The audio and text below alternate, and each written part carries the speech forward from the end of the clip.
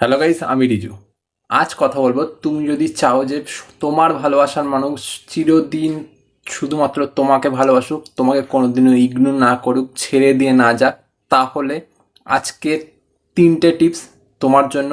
তুমি এইভাবে যদি চলতে পারো, সে কোনোদিন তোমাকে ছেড়ে দিয়ে যাবে না, প্লাস কোনোদিনও ইগনোর করবে না। চলো শুরু করছি ভিডিওটা। ভালো লাগলে লাইক করবে, সাথে সাথে চ্যানেলটাকে সাবস্ক্রাইব করে দেবে। ফার্স্ট পয়েন্ট, আমি তোমাকে ছাড়া কিভাবে বাঁচবো, আমি কি তোমাকে ছাড়া মরে যাব, আমি তোমাকে ছাড়া ভালো থাকবো না, আমি তোমাকে ছেড়ে থাকতে পারবো না, বা আই মিস ইউ, আমি তোমাকে ছাড়া থাকতে পারছি না, তোমাকে খুব ভালোবাসি, আই লাভ ইউ, তোমাকে আমি পাগলের মতো ভালোবাসি, এই রকমের যে কথাবার্তাগুলো, এইগুলো ভালোবাসার মানুষকে অ্যাটলিস্ট বলতে যাবে না কোনো সময়। এই কথাগুলো হচ্ছে নেগেটিভ কথাবার্তা। যখন তুমি এই নেগেটিভ কথাবার্তা তোমার ভালোবাসার মানুষকে বলো, সেই মানুষটার সাইকোলজিক্যালি এটা ক্র্যাক করে যে এ আমার প্রতি ভীষণ আসক্ত হয়ে গেছে, সে আমাকে ছাড়া আর বাঁচতে পারবে না, সে আমাকে পাগলের মতন ভালোবাসে। আর এই পাগলের মতো ভালোবাসার কারণেই সে তোমার থেকে নিজেকে দূরে রাখবে। কারণ ও জানে যে ও যত তোমাকে দূরে রাখবে, তুমি ওর কাছে তত এগিয়ে দিয়ে যাবে, তত ওকে পাগলের মতন ভালোবাসতে থাকবে, তত ওর জন্য পাগল হয়ে যাবে। এই কারণে ও তোমার থেকে দূরে যেতে থাকবে, আর ও অন্যদিকে ট্রাই করতে থাকবে। তাই এই কথাগুলো বলে নিজের সম্পর্কে নিজের জায়গাটা নিচু করতে যাবে না। সেকেন্ড পয়েন্ট, সম্পর্কের শুরুর দিন থেকে শুরু করে শেষ পর্যন্ত ভালোবাসা আর সম্মান দুটোকে বজায় করে রাখতে হবে। এটা যাতে কোনো সময় কমে না যায়।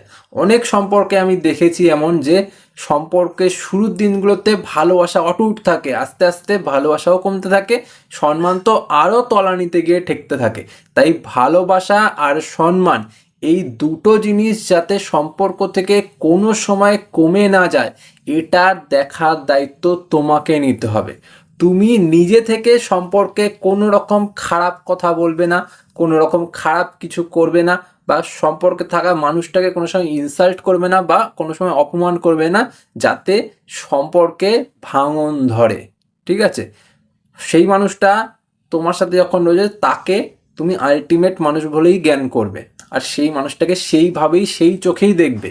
কোনো সময় মনে করবে না যে এ তো আমার সেম এজ, আমার বন্ধু, একে আমি তুই তুকারি করি, বা এ তোমার সাথে একসাথে পড়ে, বা একই কলেজে পড়ে, বা একই অফিসে চাকরি করে, তো আমি তার সাথে বন্ধুর মতন মিশি, বা বন্ধুর মতন তাকে জ্ঞান করি, বা তার সাথে তুই তুকারি করি, খিস্তি গালাগাল দিই, বা তাকে অসম্মান করি, কিচ্ছু যায় আসবে না। এইসব করবে না। সে যখন তোমার ভালোবাসার মানুষ, সে আলাদা একজন মানুষ, তাকে আলাদাভাবে ট্রিট করবে। সে তোমার কাছে স্পেশাল মানুষ, তো স্পেশাল মানুষের জায়গা সবসময় স্পেশাল জায়গাতেই হয়, তো তাকে সেইভাবেই রাখতে হবে। দেখবে সে যদি সেই জায়গাটা পায়, তোমাকেও সে সেই রকমই জায়গাটা দেবে। বুঝতে পারলে?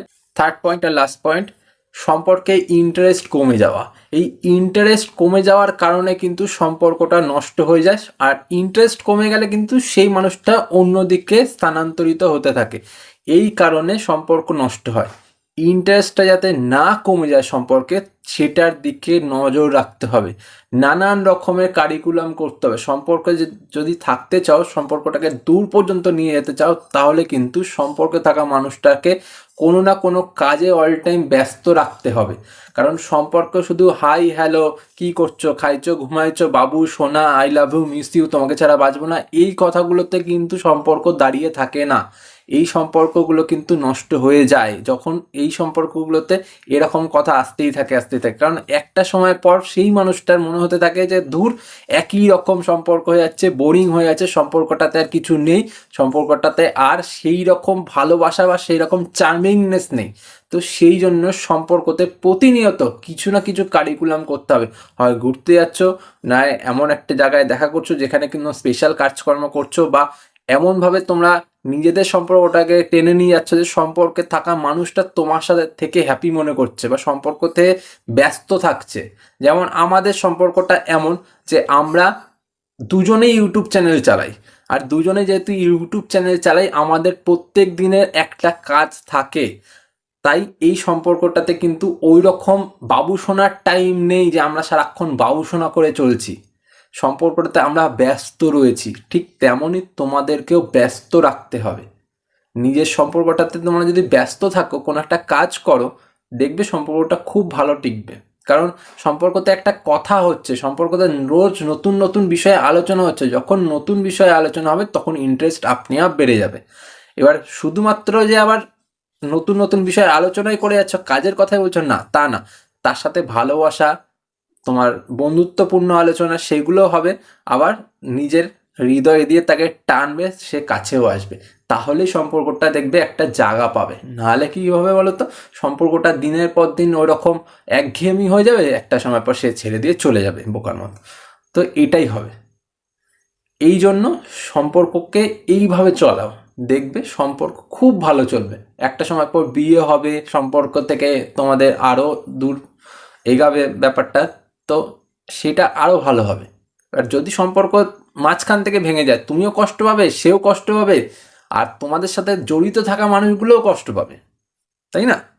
তো এইভাবে চলো, দেখবে সম্পর্ক খুব ভালো চলছে। আশা করি বুঝলে ব্যাপারটা। বুঝে থাকো। লাইক করো ভিডিওটার সাথে সাথে চ্যানেলটাকে সাবস্ক্রাইব করে রাখো। তোমাদের সাপোর্ট ছাড়া এই চ্যানেলটা এগিয়ে নিয়ে যাওয়া কোনোভাবে সম্ভব না। আজ চলি, পরে দেখাবে অন্য ভিডিওতে। যদি মনে হয় ভিডিওটা ভালো লেগেছে, প্লিজ বন্ধুদের সাথেও একবার শেয়ার করে দিও। টাটা।